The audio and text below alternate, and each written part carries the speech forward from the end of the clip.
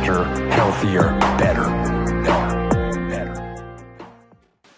Robbie, thank you for coming back onto the podcast. Thank you for having me again. It's been a while. Yeah, man. We got a lot to talk about. Absolutely. You're in the new studio now.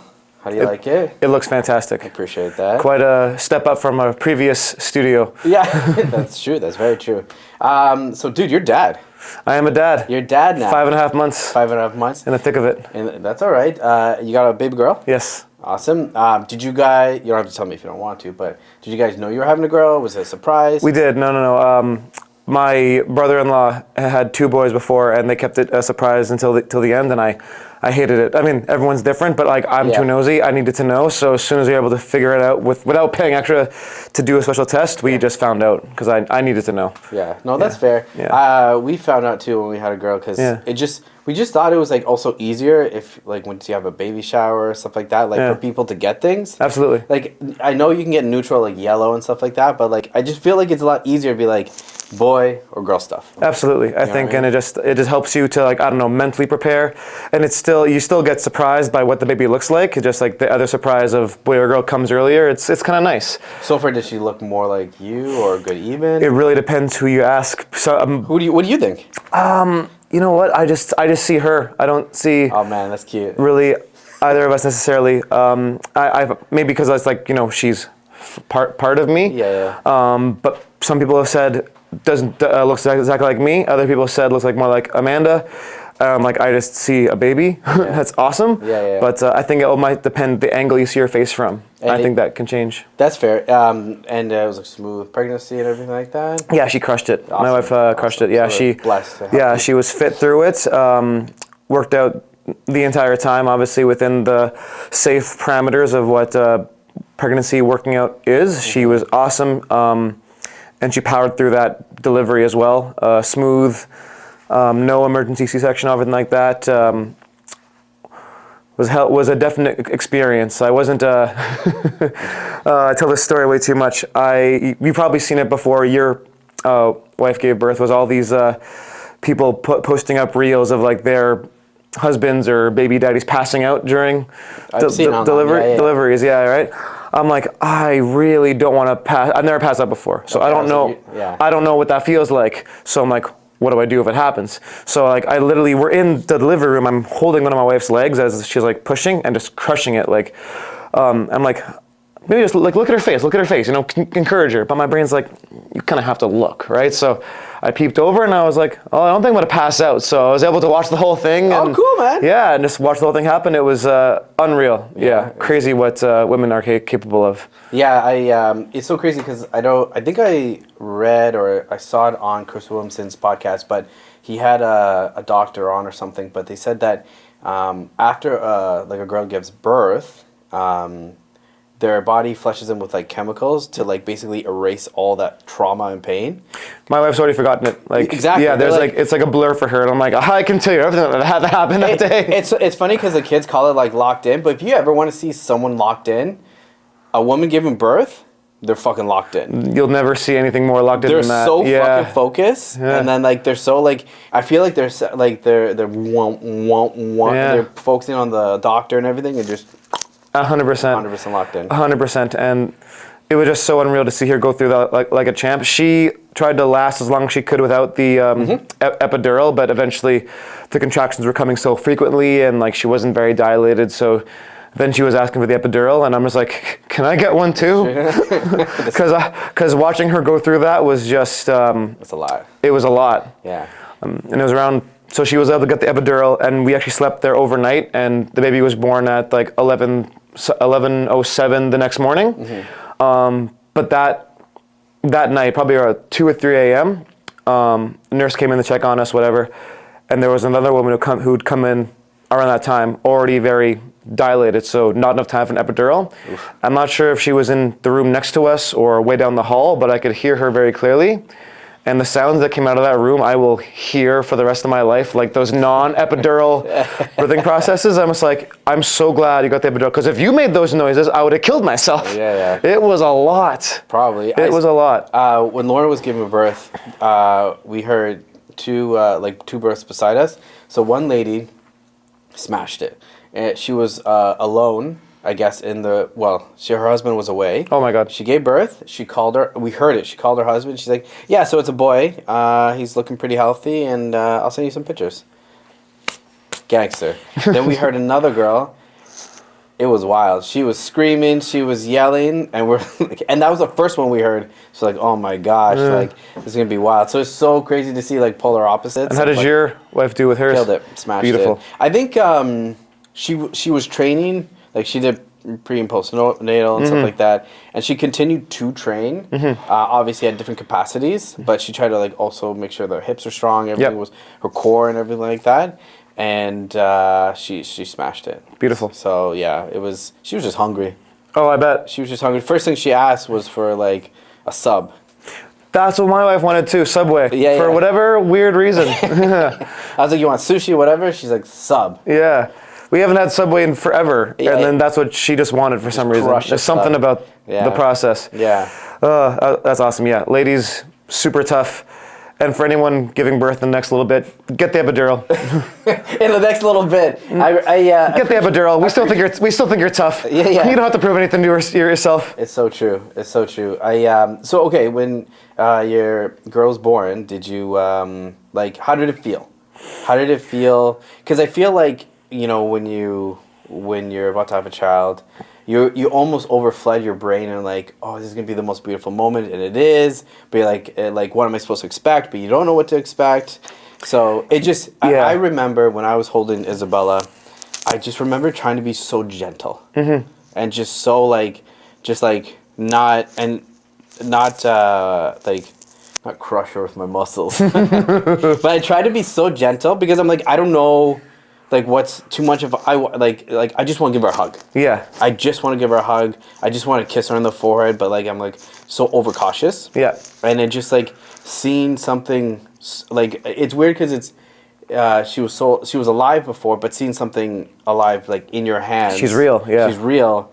It's like it's almost like everything is just like stop. Yeah. Well, you go from not being a father to being a father, right? Like 1 second that baby is like part way there, and then they just yank it out so fast, and she starts crying, and you're just like, yeah, it's literally like that flooding of like, holy shit, yeah, she's here now. And then they take her away and put her on this other table and like heat her up, whatever they do with temperature wise, and like weigh her, prick her with more things, and you're just like, the baby. Yeah. You just follow her, and then you just kind of be around her, and just everything. My brain's never been more rewired in 0.5 seconds than it was that day. Things that were important became way less important, and other things that I didn't think would be as important became more important, right? Like what? Well, I used to be a very competitive person, wanted to do a bunch of competitions, and that was why I was training so hard for things like that. And nowadays, like, people are like, oh, we want to go to this event. And I'm like, you guys go ahead, I've got other things to take care of, right? I still want to train, but now my fitness, for example, is more dedicated towards being there for her, inspiring her to live a good lifestyle as well. And I still want to compete in things, but like if I don't do a lot of them or do as well, I don't really care, But mostly it's just getting everything in order, like this girl has to be taken care of, this baby has to be taken care of. I have to be the person to do that. And other things that, like I said, like other things that were like being that super fit, competitive athlete person, just don't hold the same. They're still there, but they don't hold that same weight in your life anymore. Do you think, because somebody, a mutual friend of us, always said that like having a kid, like, I'm going to try to say this not in a negative tone, but basically brings you down a gear, right? Because you're not as competitive, you're not as this. Do you agree with that now? I know the stereotypical answer, which I would answer too, is that it's just different. But I'm just curious on how you feel about that. Well, let's see. I mean, so for example, I know you want to talk at some point today about like the surge of Hyrox and all that stuff. That's something I'm very much like involved in now because it kind of replaced my need to like do competitive fighting. It was just fun and able to do that. The year before, so last October, Hyrox Toronto. Trained really hard for it, did really well, got my PR, got a good place, whatever else like that. This year, Toronto just passed a few weeks ago.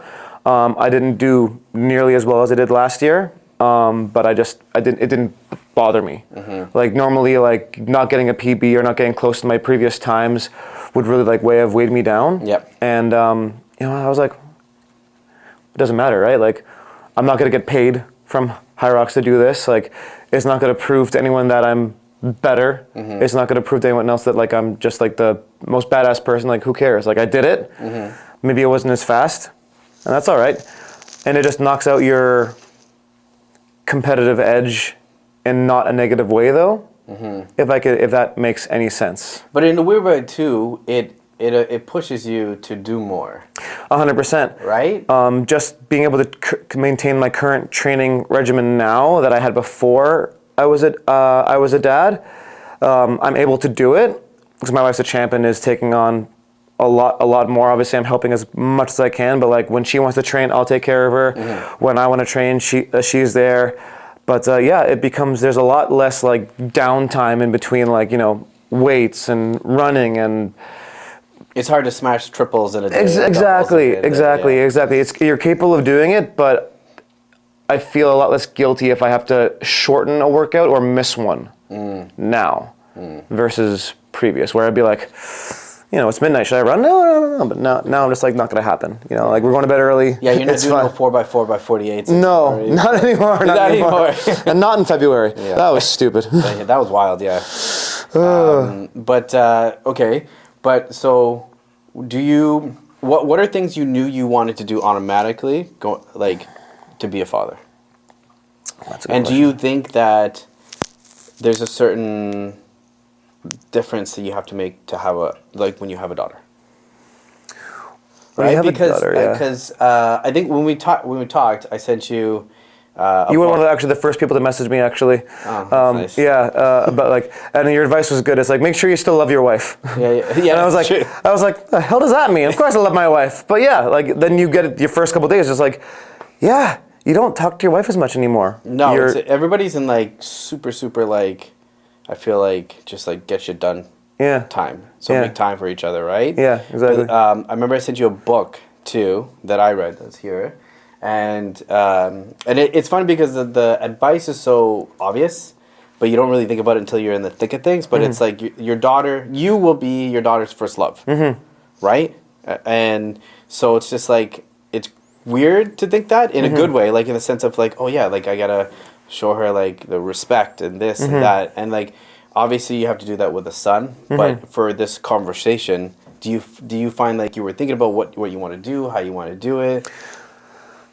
I don't think I thought about it right away because it wasn't the most immediate thing.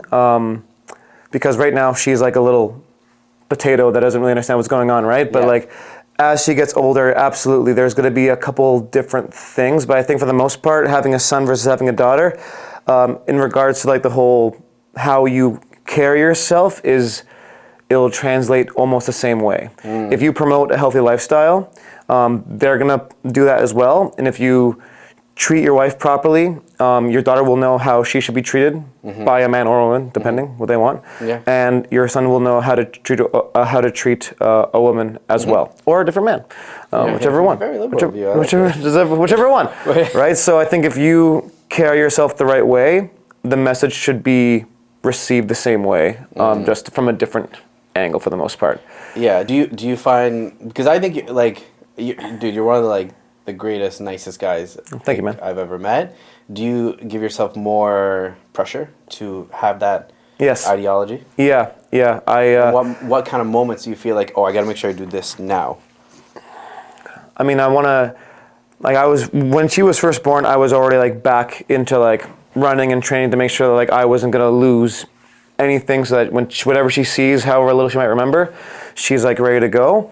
But it's also about being that provider as well, right? So I have to get all these things in order right now. I got to get finances, is the car safe? All these things had to get done right away, and it was stressful. And yeah, you have to take that with you and be able to also give yourself a bit of a break too, where it's not everything has to happen all at once, because as much it goes by fast, it also goes by pretty slow too sometimes. You take it day by day, in my opinion. Yeah, one of the biggest thing somebody told me was, like, when you have a kid, like, you really start realizing that the days are long, but the years are fast. So fast. Yeah. And we're not even a year in yet, but like even these past 5.5 months have flown by. The pictures of her when she was first born is like a different baby than what she looks like now. It's crazy how fast they grow. She's smiling, she's babbling. She recognizes you now, like she smiles when she sees you, which is just like, will just destroy you. In the best, destroy is not the right word to say that. No, but you're it's just like, good. you're just like, oh my God, she smiled at me. And actually, this is a fun fact. You just mentioned you met a buddy of mine named Dylan. I've known him for years. He got married in June, and I think that was one of the more recent weddings I've been to. I had been to a bunch before being a dad, including my own. Did not cry at a single freaking one. His now wife's father got up for his speech, and I think she was about a month old at the time, my daughter, because it was June and she was born in May. And he was giving his speech and talked about like the first time she grabbed his finger, and I just broke down at my table. I'm just like, I'm sorry, what did you? That just happened for me. And next thing you know, you're saying, "What a blink, and she's gonna be married." No, oh God. I didn't used to cry at weddings. I was always happy at weddings. But now I'm sad. Now I'm happy crying. Yeah. It like again, that's one of the things where it rewires your brain. Something just changes in you. Yeah, there's certain looks that your child gives you, and you're like, oh shit. Yeah. Like, I love you. Yeah, you're gonna be trouble. And like you. Well, I don't know if you do this, but I guess because I've seen so many like people and say like, oh, like when you're walking down the aisle, or like when they're like 19 or whatever. So I always like when she looks at me, I'm like, man, I have to make sure that like I keep this right now in my head, in my heart, because like every fucking buddy tells you it goes like that. Yeah. I just gotta make sure I keep this. I put this in the memory bank. Yeah. I keep it because this is beautiful. You take everything you remember for sure. Remember the little things too. And that's something I've been working on, especially because I'm still working on this a lot, but I look at my phone too much. And I know that as she gets older, she's gonna start, right now it's not that important. That as she gets older, she's gonna start seeing me and recognizing that more, that like, oh, daddy's here, but is he really here, right? Yeah. So I am actively trying to like look at my phone a lot less, even now when I'm with her, and I catch myself a lot. Like it's good though, because you're. I say I work on it, but it's not going well right now. I'll tell you that. That's fine. But as a trainer, like not to make excuses, but as a trainer, like you're responding to clients, you're responding to emails, you're responding to texts, you're responding to rescheduling. People are trying to maybe reach out to you for training, and like it's kind of weird because it's like a lot of it is on your phone. Yeah. To work business wise. Yeah. So it's like you got to make sure you like Exactly. It's done. You got to like do that quickly. I have to reply at 9 p.m. It's fine. Exactly. It's hard to do that. Well, luckily she's in bed by 7, so if I can reply at 9 p.m. but yeah, during the day where it's just like, oh, this is real quick, then sure. Although for some reason, sometimes with like one hand and a baby here, just like this is taking a little bit longer for some reason. Then you toss it around. But it is that fine balance, 100%, to not look at your phone too much, especially when you're with her, because she's got to start recognizing that. So you want to be as present as possible, especially as she's realizing what's going on. Did you name her, or your wife named her, or you guys did it together? It was mostly my wife, I would say, but it was just like she just said one day, and she's like, I like the name Alexis. Okay, I didn't know if you want to say that. No, that's okay. And we're keeping her face off of social media as much as possible. Totally makes sense. But I think it's fine to let people know her name. I feel like everyone who listens to your podcast isn't a creep if they have the right mindset. Please God, I hope so. Yeah, right? It's like, yeah, I mean, they have the right mindset at least. Yeah, there you go. But yeah, no, she just, she said, I like this name, and I heard it, and I was like, so do I. And it was just like, okay, I think we just named her. Just like that one day. I can't remember how far along in the pregnancy that was, but we kept that part a secret until she was actually born. Oh, that's cute. Yeah. That's nice. That was, well, not from each other, but everybody else who was asking. Yeah, I would have. Yeah. Everyone's just like, it's like, give me the name. Tell me. I'm like, why do you guys need to know? Relax. Yeah. You know it's a girl. You can guess if you want to. But yeah, we just kept that to ourselves. All right, guys, we'll get back to the podcast, but I just want to give a little bit of a shout out to our sponsors, Northern Hydration. So it's a Canadian company. They sell electrolytes. They have lemon, they have lime, they have orange. My favorite is the orange. It's one of the best flavors in my opinion. But use our discount code GetAlpha10. Other than that, let's get back to the episode. So how has training changed? Is it more precise? Is it more like, okay, I got only 60 minutes, this like I only got 60%, but I'm going to give 100% of my 60%. Or, see, I think trainers, we're a little bit more blessed because, like... We have those weird hours. Weird hours, which is good and really bad. Yeah. Right? Because it's like, it's shift work. Yeah. Right? But you can also work out like 10 or 11 or something like that, right? Yeah, exactly. Which is like... Or like 1:30 p.m. Yeah, exactly. Yeah. So do you find that there's been a little bit of a shift there? Or you think it's pretty... baseline? I think I've been really lucky in the sense that like I've kind of kept my intensity and like my volume really well over the course of this whole thing from when she was first born to now. The biggest difference for me was like the times I was training at.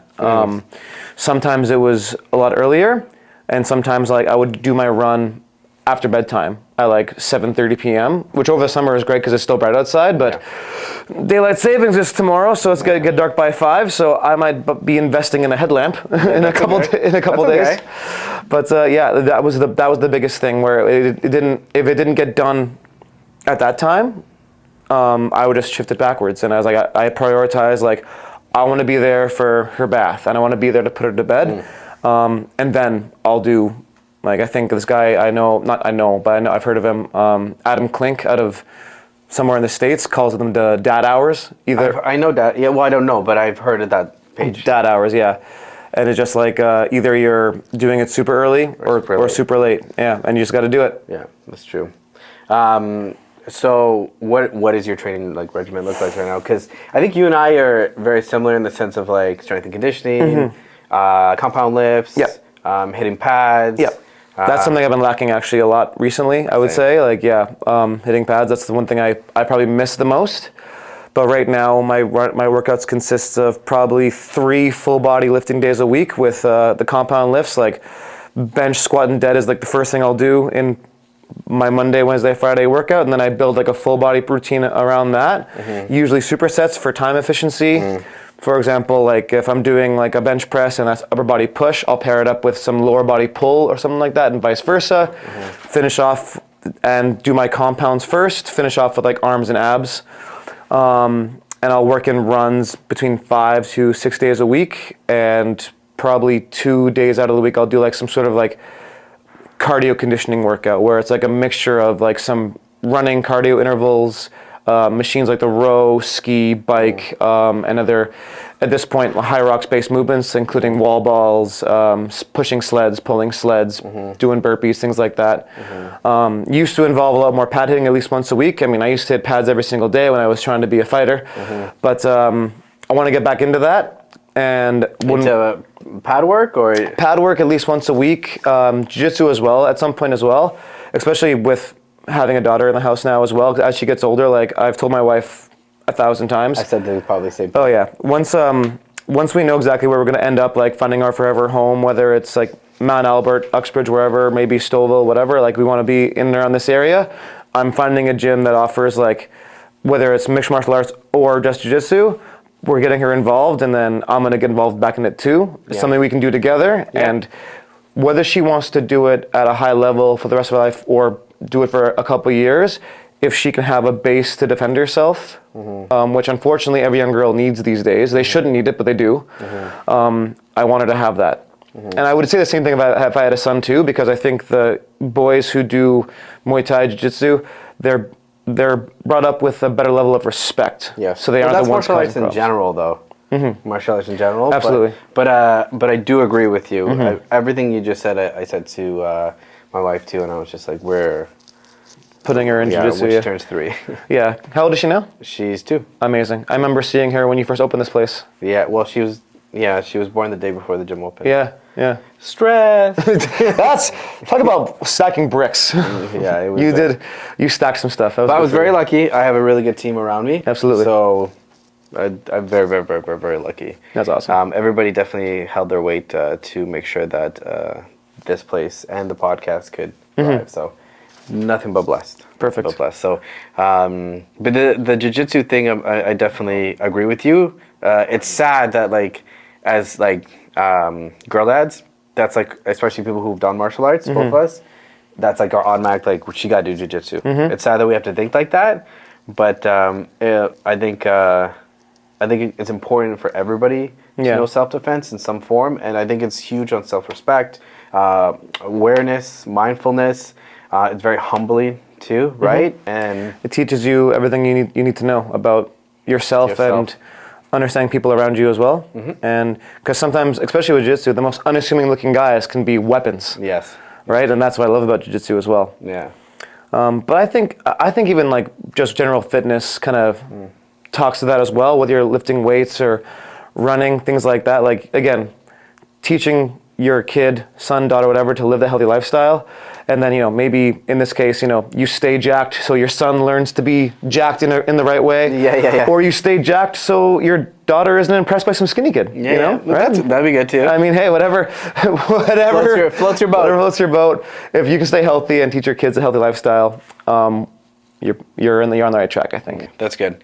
So I want to ask you. Before the next question, we just wanted to comment. Can you guys stop touching your face? You cover your mouth. Oh, sorry, guys. All right. We're so natural here.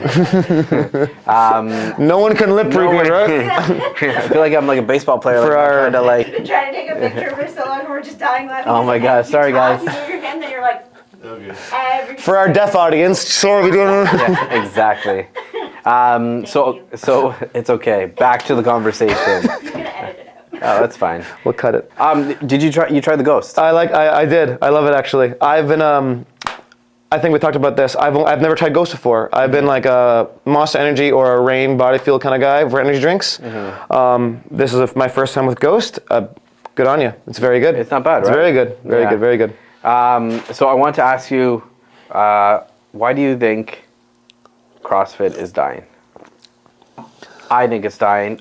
Obviously, with the utmost respect, obviously what happened at the CrossFit Games a year ago, or was it with 2 years? Lazar? Yeah, that shouldn't have happened. That shouldn't have happened. But that was before that too, when I think it was either 2020 or 2021. The previous now owner of CrossFit said some. Which one?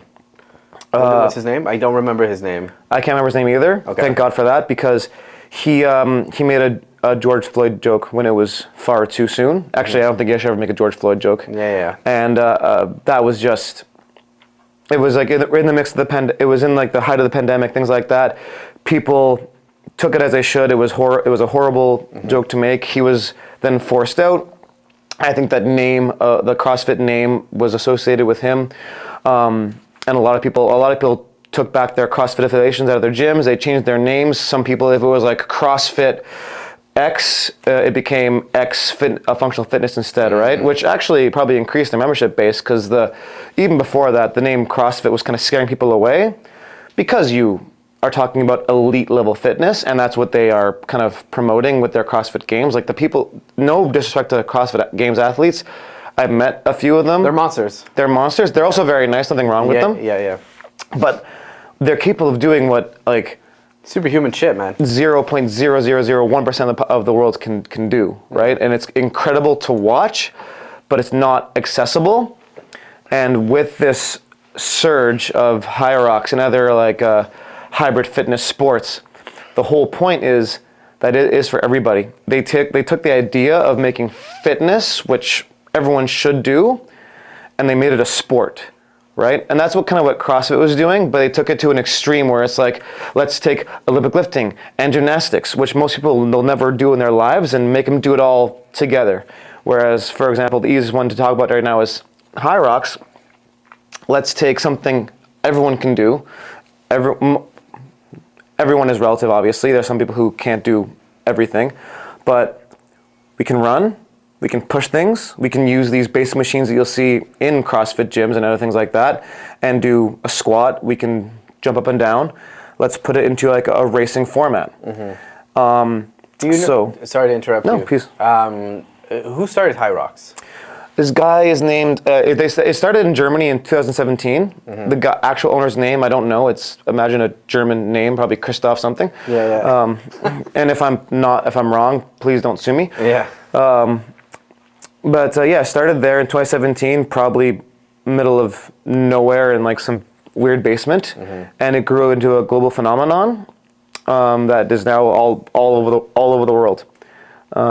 Really cool. So, okay, to go back to the CrossFit thing, so I guess I was going to ask, where do you think that tipping point where it's like, this is a little too much for I say this respectfully, the everyday person who just wants to get fitter? Yeah. And I guess your answer was like when they started incorporating gymnastics. Like some of the WODs was like 100 double unders, and then handstand walks, and then like, and then Olympic, like, and then clean and do jerk. like a clean and jerk with 300 pounds, right? Like, to do all those modalities, again, most people can't do that. Like, I can't do that. I can double unders, sure, yay.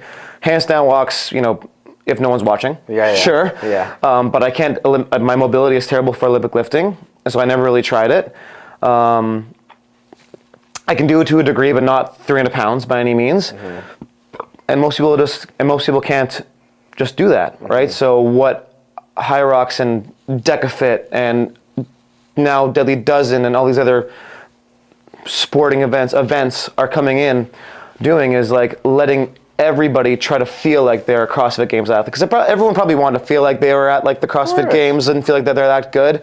What Hyrox does is they take thousands of people in the span of a weekend. They make you run around this convention center several times, go into a station, do it, and despite being out there with thousands of people, they put on a show, and despite you being out there with like probably 100,000 people at the same time, you feel like you are the star of the show. They do a great job of making you feel like you're an athlete, and that's what people are trying to chase, right? Whether they were college level athletes or former wannabe fighters like you and me, who probably had like one time in the sun, time to shine, or they had never done that in their life, right? They had never been to like a collegiate level sporting event, or they never tried. Suddenly they have this feeling of like, I'm the person, and that's what Hyrox does an amazing job of doing.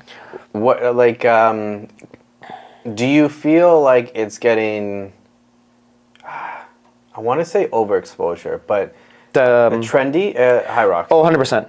And what obviously you're happy about that because it's like different avenues for fitness for people, but at the same time, like, people are hiring photographers to just take that picture, and I guess to each his own. But at the same time, it's like, do you not feel like it dilutes the purpose of it? Well, Hyrox does a good job of having... I know I'm brewing haterade real strong right now, but...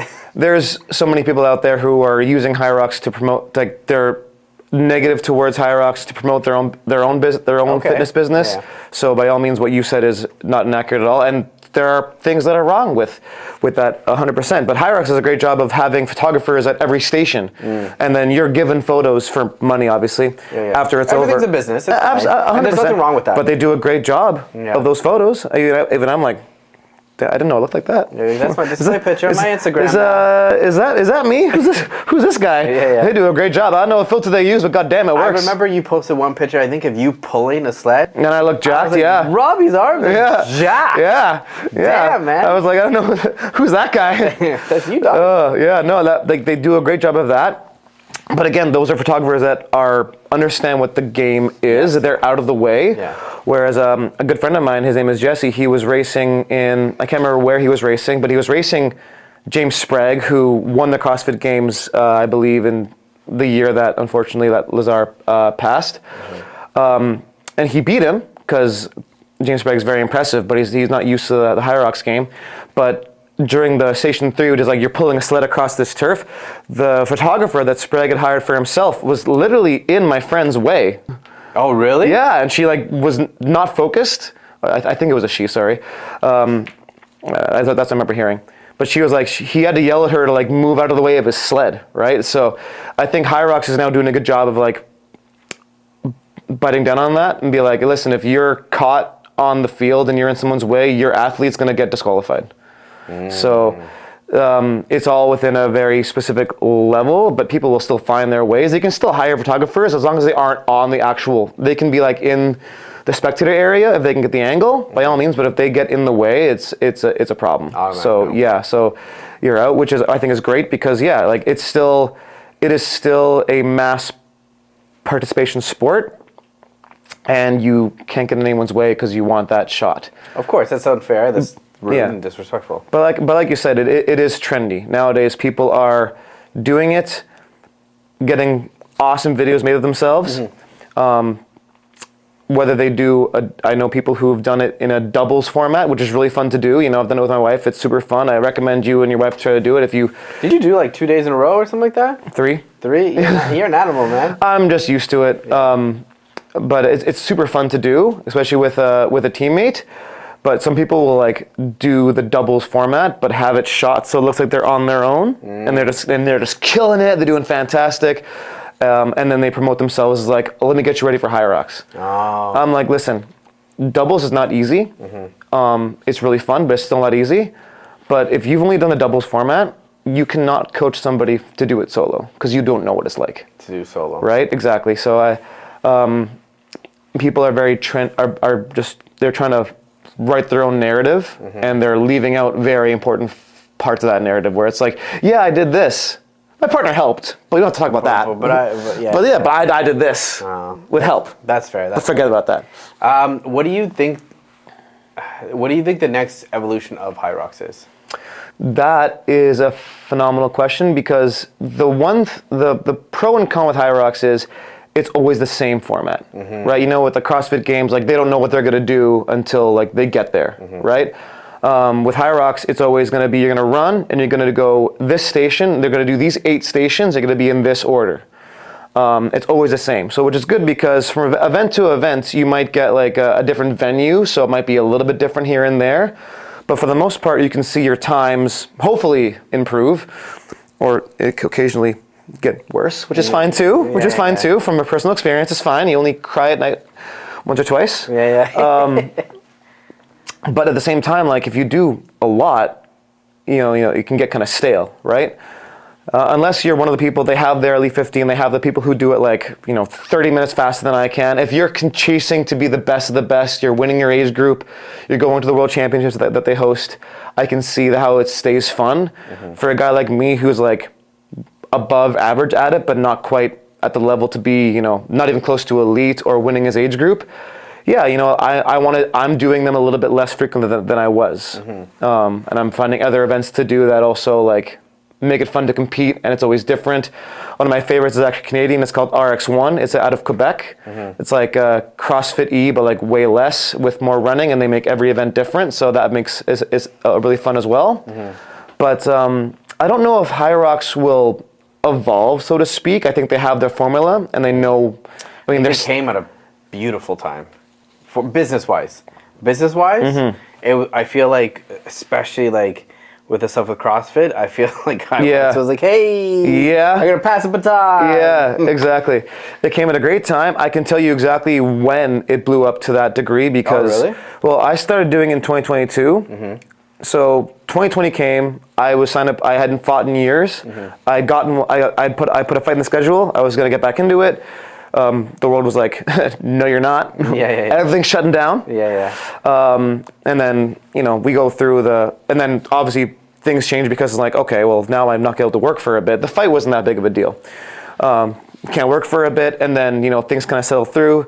I think in 2021, 2022, I was just, on YouTube looking for watching whatever, like, in a depressive state, like, what am I going to do with my life? And then I was watching the Spartan Games, and they were talking about this Hyrox and DECA fit stuff. So I looked it up, found Hyrox, and my brain was like, I could do that. So I signed up my first race in 2022, and then it was and then people got more into it. They saw me doing it. We would go to events together across 2023 into 2024, and it was June 1st of last year, 2024, when they hosted their first event in New York outside of that big, what's it called, Pier 47. That was the first one that I saw sell out, because I was going to do that one.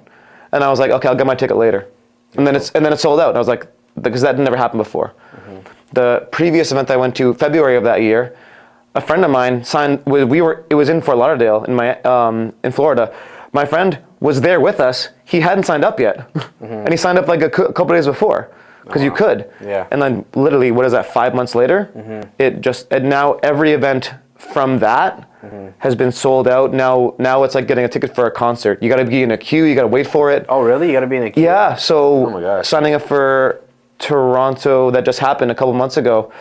People were like texting me. It's like, I'm 1,337 in the queue, and then it bumped me back further, and I'm not sure if I'm going to be able to get a ticket, this and that. People were talking about it was like a stressful experience for a lot of people trying to get a spot, which I think could be a bad thing for Hyrox too, because if it's like a stressful thing to get a spot, people like lose interest and find other things to do, which is why other events will pop up, right? And people see the formula. It's Yeah. very easy. Like, oh, let's pick 5 to 8 to 10 to 12 movements, find a spot to run in.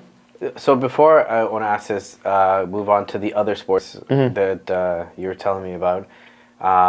What do you think Hyrox has to be careful of before it becomes to the era of like CrossFit? Well, they definitely should. They have to keep the accessibility to where it is, because again, it's the sport for everyone, and you see all types of people doing it, which is amazing. Like people who haven't worked out that much, people who are new to fitness, trying something new for the first time, stepping out of the comfort zone. It's awesome to see. Then you have the people who are like next level fitness freak shows, awesome to see as well. They can't swing too far to the elite side. Most of their money is from the people who are just new to it, trying it out. They have to keep the accessibility, but they got to be careful with how, like, obviously they're doing their best to. Everyone wants to do it. Obviously, it's a business. So you have a venue. Obviously, for example, Enercare Center in Toronto. Obviously, you can only fit a certain amount of people in that venue at a time. So they're doing their best to like make sure everyone who is able to get a ticket to participate can get one. But people will get very frustrated if like there's a massive queue and the site's crashing. So I think Their efficiency. working on that efficiency and the websites and how they do that. But they're doing their best. When I used to start doing them, the event was one day. Now then it became 2-day events, and now most events are 3 days long, Friday to Saturday, and some of them in Europe are even bigger. Like I think one's coming up that's going to be every day for a week. Jeez. Yeah, right. I'm not sure if they're going to be able to sell that out, but if they do, that's unprecedented, amazing for right? the business, yeah. Exactly. So I think being able to make sure that everyone gets their spots, making sure there's a way to get the abundance of tickets, and maybe make that ticket buying process not too stressful for people, and see how that goes. Also, stop raising the prices too much, because it's been incrementally increasing. I think the last one that I paid for was $200 to participate, which by all means for what they do and all that stuff, the show they put on is not that bad. But I think saw some people signing up for ones happening next year, and I think it shot up to like $250 now.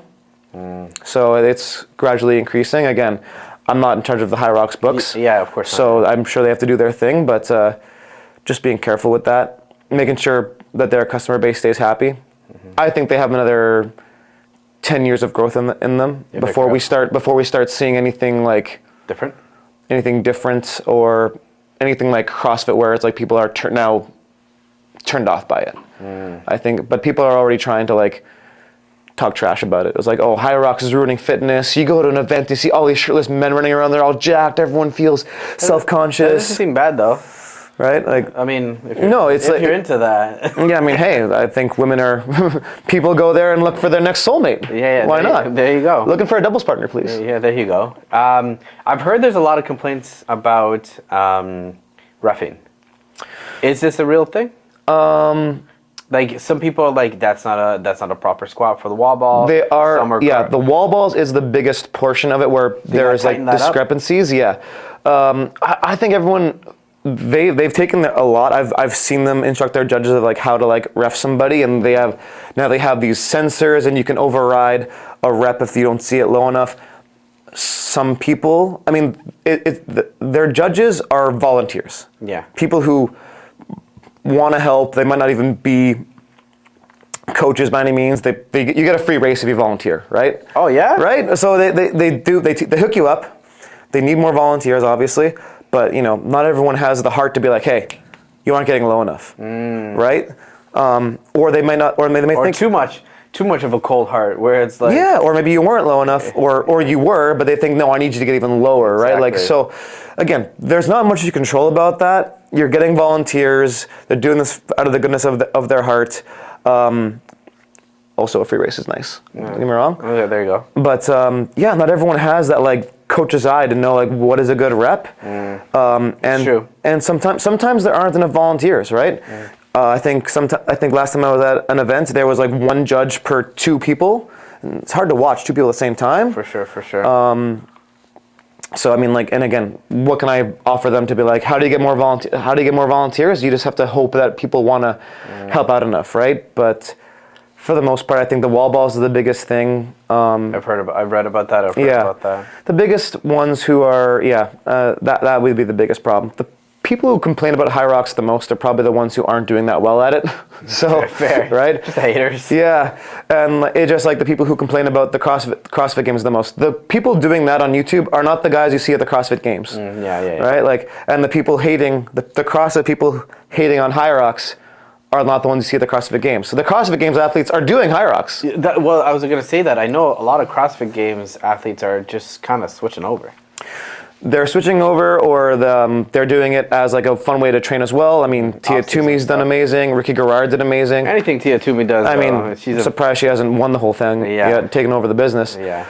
Ricky Garrard did amazing when he did a few. I met Pat Vellner in Toronto a few weeks ago. I think you posted that or put it on your story or something. Yeah, someone got a video of me talking to him. Yeah, that's I was trying cool, man. I was trying to brag to him about how I was doing 4 races. Oh, what did he say? He had the like, are you serious? I'm like, Pat Vellner thinks I'm cool. Yeah, all right. And then he beat me, but it's fine. Oh, that's all right. Yeah. So you're mentioning these other races. These other things. You said DECA? Or? DECA Fit is owned by Spartan Race. Okay. It was very similar. It started in 2020. I think Spartan saw what Hyrox is doing and think like, we can do that. So they have like 10 different stations, and they have a little bit shorter than Hyrox. Like the runs are 500 meters instead of a kilometer, or you can go 10 stations no running, or 10 stations less running. They have different variations of it. And Hyrox responded to that by like, oh, let's do a half Hyrox, or a Hyrox without running at all, just the stations, right? So there's different things for different people. But very similar. You run, you do a station. So Spartan saw what Hyrox is doing, and they made DECA Fit. What else is there? Well, Lifetime Athletics, like Lifetime Fitness, like literally the brand Lifetime, like the big gyms. They just started their own Lifetime Games. They had their inaugural event over the weekend. Lifetime Games. Yeah, different format. Like RX1, like I said, in Quebec, which is really cool. Out of the UK, there's one called Deadly Dozen, which by the name you can tell there's 12 things to do. Yeah. And it's hosted at a track, and you run 400 meters, and you do a station, right? Like, and I think that one's coming to Canada at some point next year as well. Yeah. So It'd just be hard because like Hyrox is just so prominent right now. Hyrox is without a doubt the biggest one. Yeah. So it's hard to compete against and that. it's hard to compete. I don't think anyone's going to try to directly compete with that, because you'll lose if you do. You have to, kind of work with it. You got to be within the realm of hybrid fitness, so that you get everybody, so everyone can do not just Hyrox. It's like, oh, I'll do a DECA. Oh, I'll do a Deadly Dozen. Like, and then Hyrox is this day, but then these other events are happening around here as well. So let's just try a bunch of them, and we all kind of work together in tandem. I think Deadly Dozen is doing a great job of that right now. Like the owner is doing other events and posting about it on social media and is saying how great these are and like what Deadly Dozen needs to work on to bring to the table. He's doing a great job of that. But Hyrox, I think, is the biggest because, like I said, it does the best job of like feeling like everyone's got the spotlight on them, right? Like, and like, there's always music, there's lights. It's a show. It's a show. In a good way. It's a show. It's an event, and even though you're one of 1,000 people out there all at once, you feel like you're the star of the show, and your people might be there watching you, and every now and then you'll hear your name called by your friends who are watching you, and it's a great, really fun little motivator to do. Going back to my friend Dylan and I did Hyrox doubles on the Friday that they happened. And he was like, every 5 seconds, I heard someone say your name because we have to run together in doubles. Yeah. And I was like, hey, what can I say? Robbie's got a fan service. That's all right. Only in Canada though. We go to events in the States, no one knows who I am. But that's okay. It's got to be Hyrox Toronto's where I shine. It's okay. You got to. Yeah, I know my base. Yeah, that's all right. You were saying before how like there's such a difference with doubles and solo.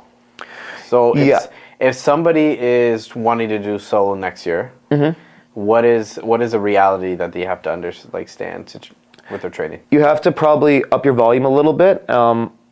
You can like the running is the exact same. Like you run with your partner together, but the stations are split up between the two people. It's the same distance. So station 1, for example, is a 1 kilometer ski erg, right? If you're doing that yourself, you're doing all 1,000 meters, or if you're doing with your partner, it's like half and half or 70-30, whatever, however you want to split it up. Which means that next run for both partners is probably going to be a little bit easier. So you burn less energy on the stations. You might run a little bit faster. So if you are looking to go from doubles to a solo, you probably want to increase your running volume a little bit, get better at running fast, but also get better at running and doing like more of the usual station work, because it's now going to be all on you. You're not going to have someone out there to talk to, and you got to keep track of your own laps without a teammate to help you out. The biggest thing is like probably you can do exactly what you're doing now, but maybe do like a little bit more volume and focus on like your own training more so than knowing there's no partner to rely on is the biggest thing. And what do you see like the biggest thing that people have to work on? Running? 100%. So running. Yeah, it's the biggest thing I gotta work on too. Like still, you run a lot though, man. I am running a lot, but so we're in the 30 to 34 age group, and that is currently the most competitive age group. Is it? Yeah. So it's all the guys who are like now in their like endurance prime. They have the money to do more of this, to get more training, and they're just ripping. They're running every kilometer in like 3.5 minutes versus my like 4.5. That's all right. Right? Like I'll take it, but like that's why like I'm not going to go to World Championships. Like especially maybe when I'm 50, and everyone slows down maybe. Yeah. But even then, another reason why, like we were talking about this with back in our fighting days, how it's a young man's game. Yeah. Endurance sports is not. We actually, especially men, if we keep our endurance training up, we'll just get better. Like my friend Jesse, who owns the gym I work at, is in his 40s, and he is flying. Like he does Ironmans, he does really well at Hyrox, and they just rip around that course. Even the guys in the 40 to 45-year-old division are faster than me, right? So if you can expect, and that's why it's popular, because it's something that we can do for many, many, many, many years. And it's something that eventually our kids can do if it's still around by then, and we can do it, something to do with them, right? That'd be cool, yeah. Exactly, right? So unlike fighting, which is still so fun to do, like maybe just hitting pads, not really sparring anymore, but you get slower. Yeah. Whereas this, you can actually get faster and build your base better and improve more as you get older. So for training for Hyrox, what is like? Because you help people train for Hyrox. Yeah. So what is like people listening or watching, like they want to understand, like how do they dabble into it? How do they like what their training should be? Well, I mean, is a couple. The great thing is there's a lot of gyms out there that are now affiliated with Hyrox, like how they used to, CrossFit used to have an affiliation, they still do, but now like Hyrox, you can use their name and they'll give programming, or at least like that, they have the equipment at least, so you can go to a gym like that and like, dabble into it. But too many people probably do like all their training is like, okay, let's do run, sled, run, wall ball, this and that, and that's that's all their training they do all week, every week. If you are always at a 10, like, well, you can't always be at a 10, right? So if your training is always super, super hard, there's no recovery happening, right? So your main thing should be work on your running, and I don't mean like just running as in like, hopping on a treadmill and running for a kilometer and then doing wall balls. I mean like, let's do a nice, slow, easy run. Like if you and I were to go out there and run 5 to 10K, conversation pace, build an aerobic base, that's most of your runs in the week. And you can start, if you're not a good runner, start slow. Can you hit 3 kilometers? Can you do 5? Can you do that 3 to 4 days a week, and then add some days, and then add some distance. And then maybe once a week, take one of those runs, grab some friends if you have any. If you have any friends, I hope so. Go to a track, find a spot in your neighborhood, and also work on like your running fast. You know, you run slow a lot, you build up your aerobic base, your capillaries, you have your oxygen ability to use that down. My best analogy is like, imagine your lungs are like a factory. The more you run slow, you're hiring more workers for the factory. So that way, when the demand is high in a race or like a speed workout, the demand is higher in the factories, but you have more workers to get through it, right? And that's what you get from your slow, easy zone 2 runs. Or riding a bike, slow and easy, building that capacity. Running fast is good because it gets you used to actually, you know, the effort you're gonna see in the race, and it gets your body used to like running properly. Sometimes if you run too slow, too long, you build bad form. So once a week running fast, you actually learn proper running technique, you have a good gait, and you can keep moving well, and you're practicing your intensity. Overall, you also need to build your strength to a certain level as well. Do you need to be like incredibly strong for Hyrox? No. Some of the best people in Hyrox are actually skinnier runners who are strong enough to do the stations. This is what I've heard, is that a lot of runners are transitioning into Hyrox more, right? Because it's easier to understand that running, your cadence, your pace, your breathing, and then being strong enough for, because it's walking lunges, right? There's walking lunges and wall ball. So the actual stations in order are the 1,000-meter ski, the 50-meter sled push, a 50-meter sled pull, burpee broad jumps. There's the rower. There's farmer's carries, lunges, and wall balls. And what's the? I'm assuming there's like a man weight, like a male. There's men's and women's, and there's also pro and open divisions. So what are the? What's the scaling of the weight for that? If you don't mind me asking. Of course, no, I can do all this. I've memorized it and have it in my notes. I actually did, when I first figured it out, learned what it was. I had it in a note, everything, so I never messed it up. So I've never made a mistake because if you run too many laps, you do the stations in the wrong order in an event, you get a penalty. So I've never done that. Okay, attaboy. I'm probably going to next time, so knock on wood that I've said it. But so the ski is 1,000 meters. Okay. That's always the same, man, women, doubles, open, pro, whatever. The sled is always 50 meters for the push, but if you're doing men's pro, it's 385 pounds worth of like plates. So they use like 6 55-pound plates, whatever. Whereas if you do the pro women and open men's weights or mixed doubles, whatever, are the same, 275. And then women's open is 165, right? So just like it's scaled the same distance, so just less weight. Likewise for the sled pull for the pro men or pro doubles, whatever, is 275, 165 for the pro women or open men, and for women's open, it's 110, I believe. Then you have the burpee broad jumps, which is 80 meters, which feels like a long way as it is. When you do it, can you, like, if you go down and you hop and you just hop down and hop forward again, or do you have to like stand up, take a second, like? You can go as fast as you want. Okay. All right. So as long as you don't you can't fall forward into the burpee when you like land in your burpee broad jump. 2-foot hop, land. Your feet go down. Your hands go down where your feet are. Your feet go back. Some people think they can crawl forward. They can't. Oh, okay. Right? Those inches in life. Yeah. Unfortunately, no. But 80 meters, and that's the same as just body weight stuff. Likewise for the rower, it's 1,000 meters. Farmer's carries, so for the pro men, it's 32 kilogram kettlebells, so one in each hand is like 70 pounds. 24 kilograms for women's pro, men's open, mixed doubles, and then 16 kilogram kettlebells for women's open. And then it goes to the sandbag lunges, which is 100, so it's a 200 meter farmer carry, The 100 meter walking lunges, which is my least favorite station. I believe they go, I know them in pounds. They go in kilos on the bags because it's a European company. Yeah. Bastards. Just put it in pounds, man. So much easier. Yeah. Only kettlebells. Kettlebells can stay in kilos, but everything else throws me off. Yeah. I know the men's pro sandbag weight is 65 pounds. The women's pro men's open is like 45, and the women's open sandbag, I believe, is like 25-ish, give or take. It's like a couple kilos, whatever. And then we have the wall balls. Men's pro uses 20. Then you go women's pro, men's open uses 14, and then 10-pound ball for the women's open. So it's always 100 reps. Everything else is the same distance. Everything reps is the same. It's just the weights are different from division to division. What's a competitive time? Hey guys, hope you're enjoying the episode. I just want to give a little bit of a shout out to one of our sponsors for the podcast, Methylene Blue. You can find this at Paradigm Supplements. We like to use it here at the podcast just because it helps with gut health, immune system, ATP performance. Use code GETALPHA15 for a little bit of money off. Other than that, let's get back to the episode. Like, what's a good time for doubles, and what's a good time for solo?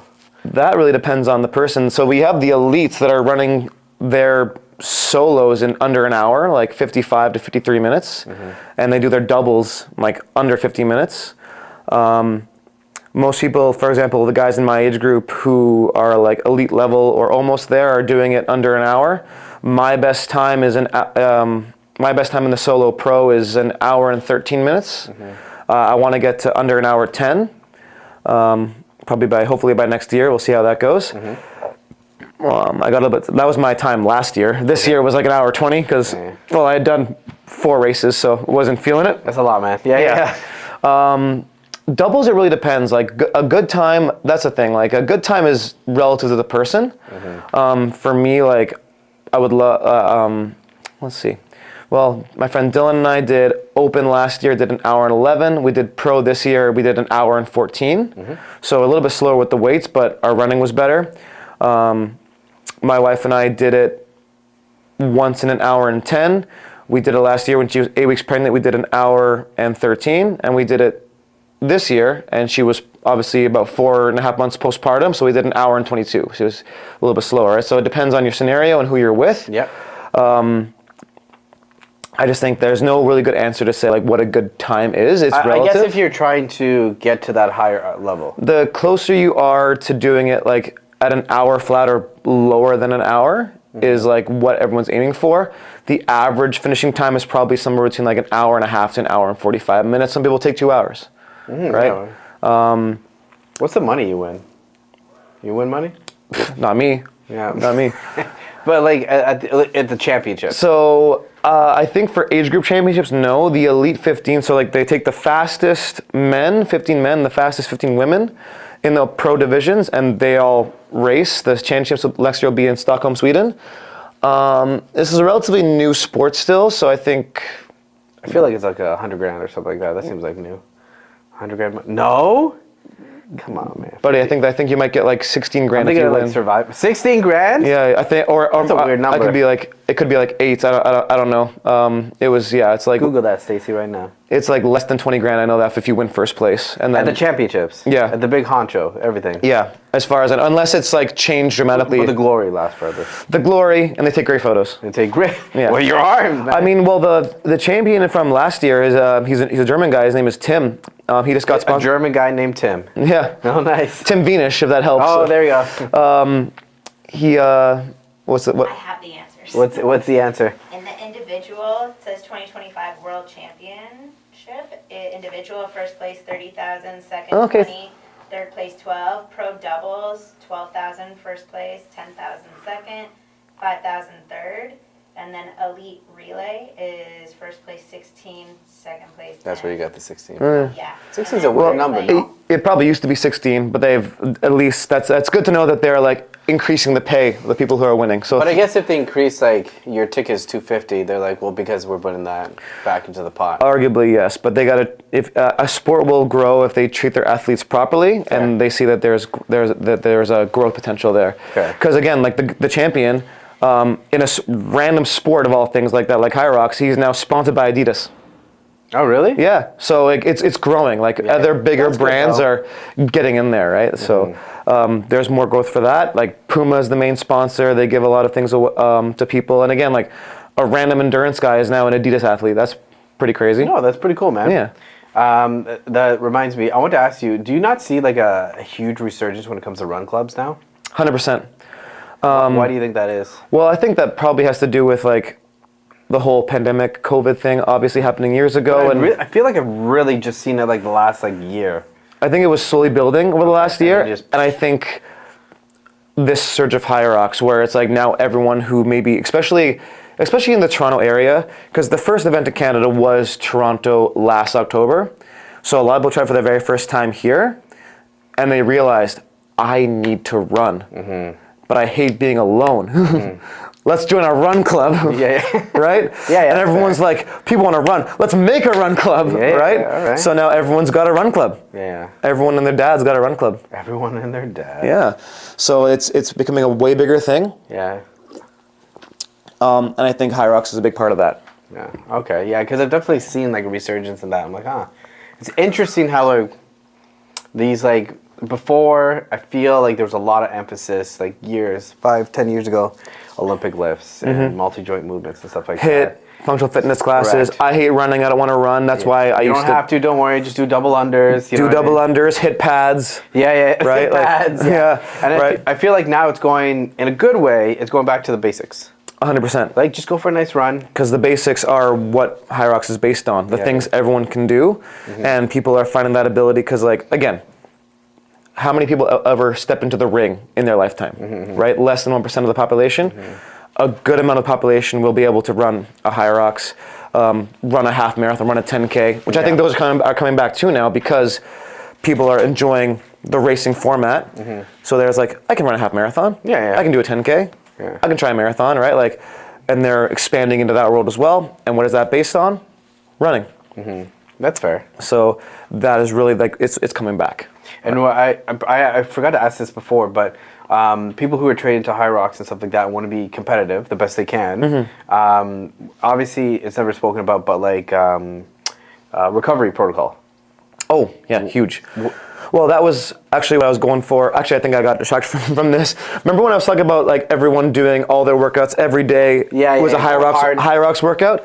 If you do all that, you can't recover properly, right? So maybe if you're going to do like Hyrox workouts, so to speak, which funny enough, nowadays conditioning workouts are now Hyrox workouts. I know. They've rebranded. Yeah. Nowadays, if you're doing lunges, you're training for Hyrox. Lunges is the most foundational movement you can do, but nowadays you're doing lunges, you're doing Hyrox. It's funny, I posted a video of me doing farmer walks, and somebody responded like, "Oh, you train for Hyrox?" I'm like, I'm just trying to make one trip from the car. You're pushing a sled one day. Yeah. You do a wall ball. I'm like, you're training for Hyrox now. I'm like, no.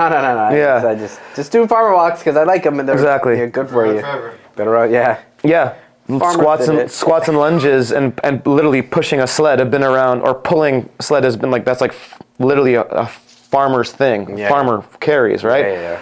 But now Hyrox is almost like taking those things. Make it theirs. Yeah. But if you do all that, you can't recover. Yeah. Right? So you have to have like your strength days. They're much lower intensity. Still heavy, obviously, when I get strong enough. But you can recover from those days and most of your easy runs, because those are easier to recover from, right? The lower intensity, and then you have those 1 or 2 high intensity days, and then you're recovering almost while still training on those other not as intense days. And then, in my opinion, you have to have at least 1 rest day, 1 to 2. I like to have 1, which is for me is right now today. Yeah. And go from there. Do I necessarily believe in all the saunas and ice baths and all that stuff? Ice baths had a little bit of a trend. Ice baths were a huge trend. I'm not saying there's anything wrong with them. I do believe the research is backed up that they 100% help. Do I think they are 100% necessity? No. They are a luxury if you have the access to it, and it can help. But I believe it was taken the wrong way, where I think at some point I saw someone talking about like doing ice baths and sauna has been proven to help you burn more fat and this and that. I was like, no. Those things are great to help recover. But if you're not doing anything to recover from, then you're just sitting in a sauna or a bunch of cold water and nothing's happening, right? For sure. Those can help you train harder, which will help you burn fat. And then training harder also improves your cognition because it's been proven to elevate every part of your life. Yeah, right? there's synergy towards it. 100%. So they are great tools, but people have been using them to be like, don't train. Do this. You're fine. Yeah. You should always train. People. Yeah, 100%. Always train. Yeah. Whatever level of capacity you want, but always So train. that's the level where I think people get kind of lost. Okay. And especially when you own a sauna company or an ice bath company. Yeah, of course. They're going to market it where it's like, if you buy this and you sit in there 5 minutes every morning, you're going to be a monster. Well, it's funny you say that. Somebody came by to get a gym membership, but he was low-key trying to sell us cold plunges. And he's like, oh, yeah, I'm trained for Hyrox, blah, blah, blah. I'm like, oh, that's cool, man. And he's like, yeah. He's like, oh, you ever thought about cold plunges? I'm like, yeah, I have. Stacey and I have one, and we call it the dungeon, but our little. Nice. But we have one, and he's like, oh, like what kind? I'm like, it's a stock tank. It's a stock tank. We go old school. We put water. We put ice bags. Like, and he's like, oh, he's like, you ever thought about this and that? This, I have my company. I'm like, oh, in my head, I'm like, oh, this guy's trying to sell me this right now. I'm like, that's okay. I always let a person do their sales pitch. Yeah. And then I just tell them, respectfully, no, brother. But, and then he was like, yeah, he's like, cold plunges, like, ever since I've been doing Hyrox, I'm never sore anymore. Well, that's a bold claim. That, like, ever since you started training, cold plunges, you never sore anymore. And he, like, preaches that. So I was like, So it just reminded me what you just said. I'm like, can I see you train though? Like I see how hard you're training. Yeah. If everything's easy, of course, not going to be sore, especially because I'm not saying you have to, and you know this. Every trainer knows this. Being sore is not an indication that you did not have a good work. no, it actually all that means is actually that you're being consistent. Yes. Which is great because after the weekend where I did mixed doubles with my wife, men's pro doubles with my friend Dude, Dylan. how hungry were you actually? Just the thought of that is making me starving. What did you eat? I'm always hungry. Oh yeah. In between races, I'd have like a pizza and a White Monster, but You're like a version of like the Hulk. You're always angry. You're always hungry. I'm always hungry. I'm always hungry. Yeah, literally though. I taught classes Saturday morning and then almost didn't go to my solo race because I was so tired, but then I went, and then Attaboy. me and a buddy did our open doubles on Sunday morning, and quite a hungry weekend, and I had no regrets about anything I ate. Good. For sure. I don't normally anyway. Yeah. The good thing about endurance sports is, like I said, no weight classes, there's no weight cutting. You just cardio all day. You do cardio, you eat what you want, as long as you're not overdoing like it, an obviously. asshole, yeah. But people ask me, like, how are you not sore? I'm like, honestly, I've been doing Hyrox since 2022 now, and before that, I was doing multiple workouts a day for, like, fight training. I guess I'm used to that level of, like, volume. I do half marathons. I'm used to that intensity for that volume. But, like, the person asked me this was, like, a competitive hockey and lacrosse player. Like, if I got on the ice tomorrow and played hockey, I haven't done that in years, I'd be sore. Because I'm not used to that level of I'm not used to that type of stimulation. Mm-hmm. I also haven't been on skates in forever, so I wouldn't be able to play hockey at all. But the muscles I'd use in hockey, I haven't used like that in a long time. So I am used to this. If I did this, I would be sore, right? It's funny you say that because to me, when I heard about Hyrox and stuff like that, and people ask me questions, it just like, and I feel like this comes with martial arts and training like a little bit higher up. It's like you're used to drills, pad work, weightlifting, and then going for a run. Mm-hmm. Like you're used to that volume. Yeah. Right? So to me, like I'm like, well, that's nothing new to me, right? Like but not like not in the sense of like to people, because there's some people who are like, oh, like you gotta run, you gotta do this, you gotta wait. I'm like, well. It just because of the lifestyle that I had for fitness and athleticism. It's what we were already doing. It's what I already knew. So it's like, yeah, that's obviously it's more precise with Hyrox and stuff like that. But to me, I'm like, yeah, like my birthday, I weight trained for 60 minutes, and then I did a 45-minute bag work, and then I ran for 60 minutes. Mm-hmm. I was super tired. But these are kind of things that like I've been doing for a long time. Yeah. Right? You ran 30K on your 30th birthday a couple years ago. Oh, you remember that? You're so sweet. I remember that. Actually, I saw you. You were training with what's it? Yeah. I did like a big loop. I'm like, I'm tired. I was like, did he say 30 kilometers? Yeah. But that was also back in the more fun days for me too, where, I mean, to your point, you're absolutely right. Like, I just feel like, okay, sorry. So let me go back. I feel like if you train in martial arts and a little bit higher up, you're used to that volume. Yes, 100%. So the transition from that to Hyrox or that to these other would be more sports, seamless. Seamless, yeah. Absolutely. So that's what I'm trying to get. I would say the only difference is, like, yes, you're probably going to see like more precise focus on those as you get closer to the event, more focus on those same stations. But yeah, when I was in fight camp, we would run 5K, we would do conditioning stations. Yeah. We would do pads, and we would spar. Yeah. Like that was like, we were there for like 3-4 hours in a row. normal. Right? So we're used to that like long duration, long hours of training, different modalities of training. For sure. So difference being that you probably run more training for Hyrox you do for a fight. You know, like we used to do just 5Ks. That was like our limit of run training in my old fight camps. Like you did 5K, you were good. And maybe that's still true for fighters. Or maybe they're running more now, who knows? It's a lot of fighters are also doing triathlons for all I know. Like, yeah, it's true. It's true. But a lot of them too are saying Like I know Bazooka Joe was very much not about running. Yeah, he would just do bag work. And There's nothing wrong with that. If that works with you. I mean, clearly it worked for him. The guy was a he's a monster, champion, yeah. right? Like, I don't know how often George St. Pierre was running in his training. Maybe not at all, but he's the reason I got into cross training in general, because when you're a young fighter in Canada, You look at who do you look up to? Especially GSP, yeah. in that golden area of the UFC when he was champion and other guys like that, and there was like people to follow. He was the guy. Yeah. And Still the guy. I I don't care. He's my goat. think he could do a Hyrox tomorrow and do really well. Probably. He's still in such good shape. Like, What's your Mount Rushmore of UFC fighters? well, George St. Pierre's up there. Not in order.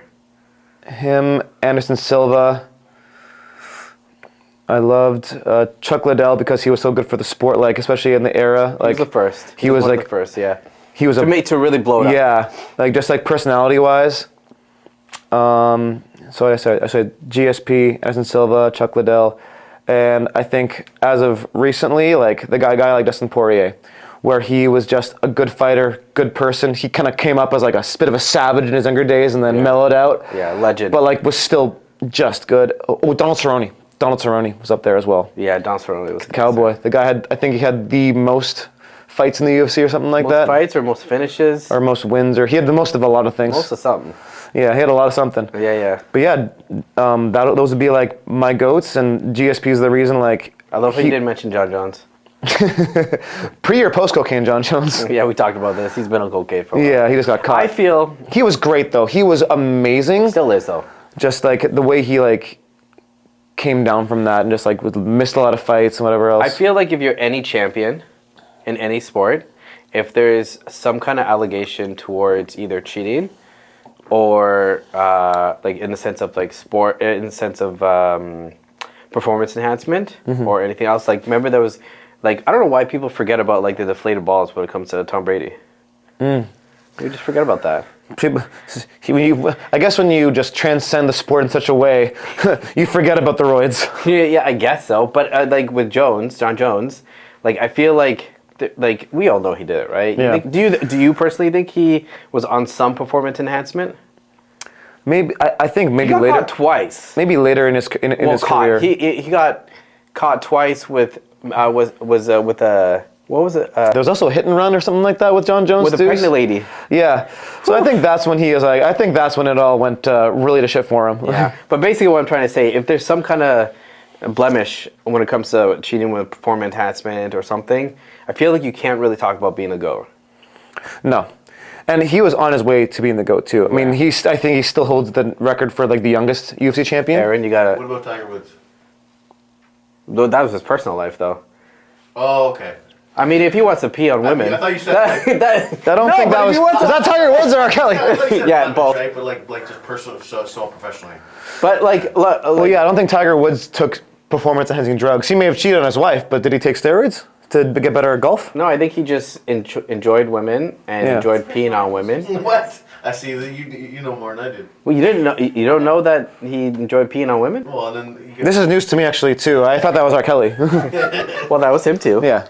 But okay, look at like Michael Jordan. Okay, everybody said like he had a gambling addiction, right? A lot. He had a gambling addiction. So, but that's his personal life. Yeah. You know. Addiction's only really bad if it costs you all your money, and clearly I think he's fine. Yeah, he's okay. It's tequila is like $1,000 a bottle or something like that. I think he can gamble as much as he wants. I Yeah. don't know. There was a podcast I was watching, and when Tiger Woods was going through all that stuff and crashing his vehicle, whatever, and there somebody on the podcast, I don't know who it was, can't remember, but it was like, well, if you're hanging around with Air Jordan, like shit's gonna hit the fan. So Yeah. Eventually he'll verse you in something. I heard. Like Jordan will always be like compete with you in something. He had that winning mindset, and it took it almost too far, where it's like, I'm gonna win at everything I do.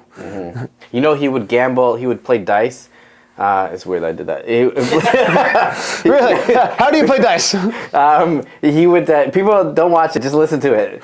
So you know, before a game, he would play dice in the back before he jump out into the floor. You know that? Huh, I didn't know that. This guy was always How addictive. competing. Wow. Always competing. And then with Tiger Woods, did you read the winning book by Tim S. Grover? I got through parts of it. I found I couldn't finish it, and It's not as good as the first one. not that it wasn't like well, Relentless is better. not that it wasn't well written, but I found him repeating the same thing about winning Fair. over and over again. I'm like, I can only be told how to win so many times before I get bored. Yeah. So like, thank you, Tim, but I just couldn't finish it. That's fair. I can't remember if it was the first book or the second book, but I think it's the first book, Relentless, where because Tiger Woods would be trained by his father, right? Mm-hmm. And his father was infamously known as a womanizer. Like, so it's pretty sad. So he, Tiger Woods' dad would train him, and then he would make him like hit balls outside, and then Tiger Woods would see his dad like walk in with different women in his trailer, and so it's like it really like messed him up. And what I'm trying to get at is that he trained his dad.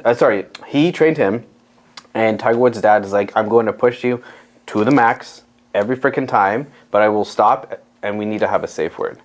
So he told him like, what's a safe word, and his Tiger Woods' safe word for his dad was enough, and he never said it once.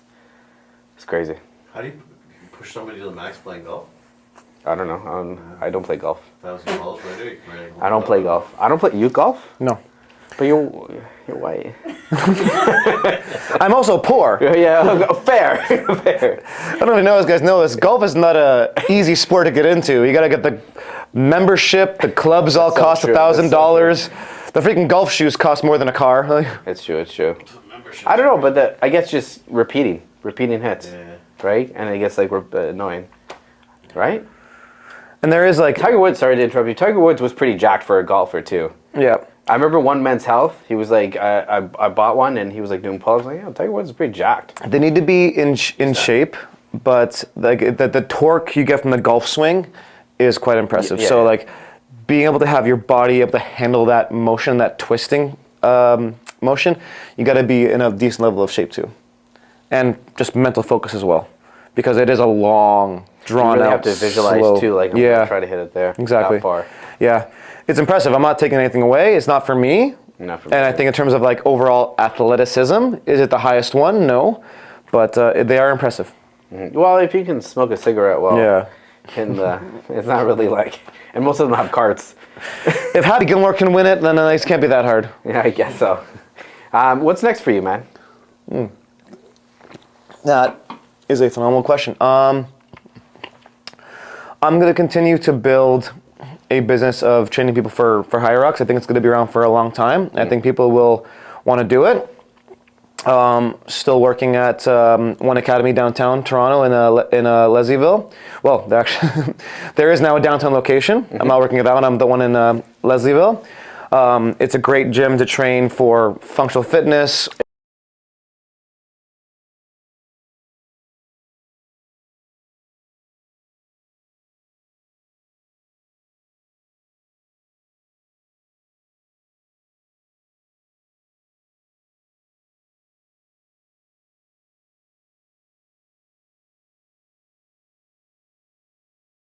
Stacey hates Tom Brady. Do you? Sorry. I mean, hey, what is Overrated. is what it Go is. back to it, okay? Yeah. So what's next for you?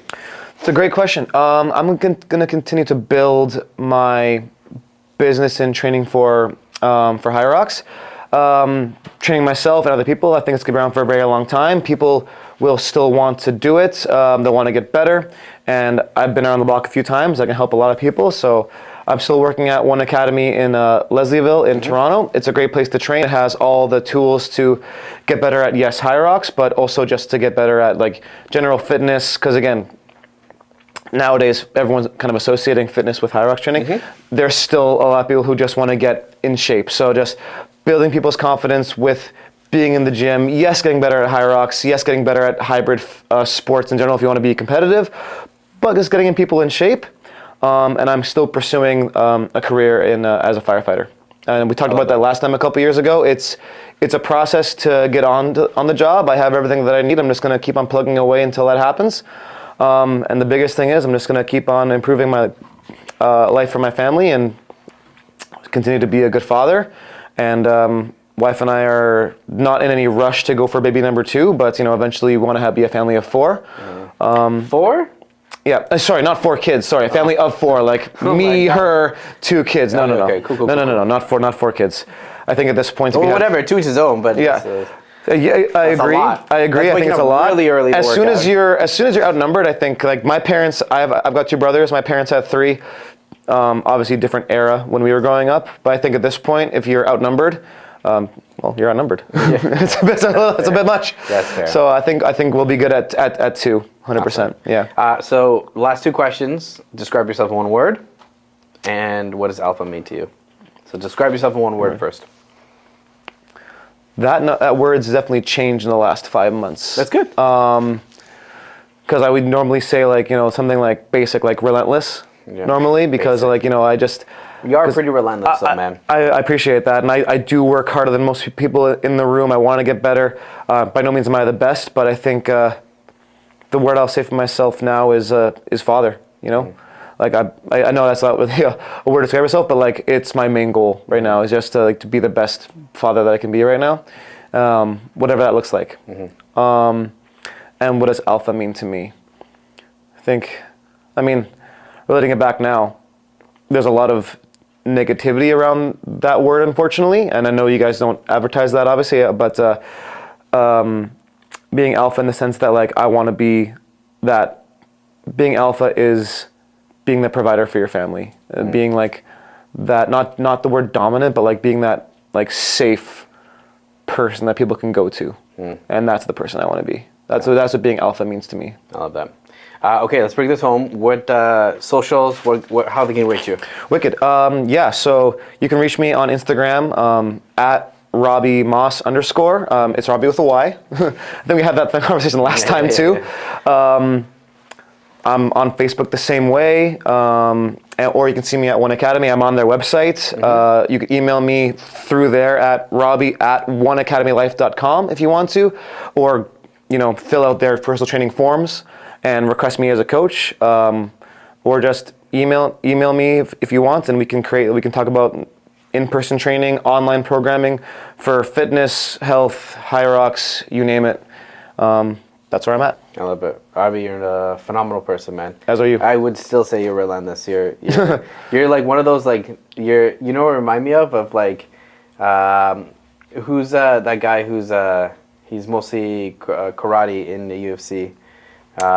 Stephen Wonderboy Thompson? Yeah. You remind me of him because like you're so nice and you're so sweet. I don't want to say nice. You're such a good guy and you're so sweet, but you're dangerous. Thank you. I appreciate that. So you're a good man. Guys, if you're listening, please share this with Spotify, the episode. If you're watching, like, subscribe, share, comment. It helps us out. Please give Robbie a follow. He's a phenomenal person, an amazing trainer, and just a good guy. All right. Love you guys. Ciao.